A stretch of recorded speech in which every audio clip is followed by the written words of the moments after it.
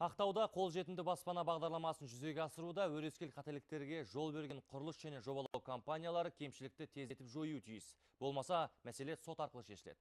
Маңғыстау облысына жұмыс сапармен барған өңірлік даму министрі Болат Жәмшев осылай деп мәлімдеді. Естеріңізге сала кетейік, Ақтаудағы Аққу шағын ауданында бой көтерген 787 пәтерлі 6 үйдің жобасы бастапқыда дұрыс жасалмай, құрылысты жүргізу кезінде үйдің қабырғалары қисайып кеткен. Нәтижесінде қауіпті деп танылған үйлердің құрылысы былтыр тоқтатылған болатын.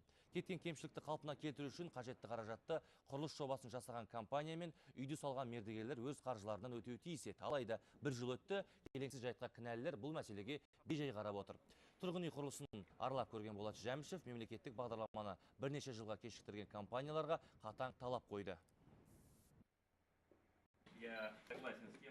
Қандай жағдай болмасын, тұрғын үй құрылыс жинақ банкіге өз қаржыларын салған қолжетімді баспана бағдарламасына қатысушылары тезірек үйлеріне кірулері тиіс. Ол үшін құрылыс жобасын жасаған компания мен мердігер тезірек қаражат тауып, кемшіліктерін жойсын.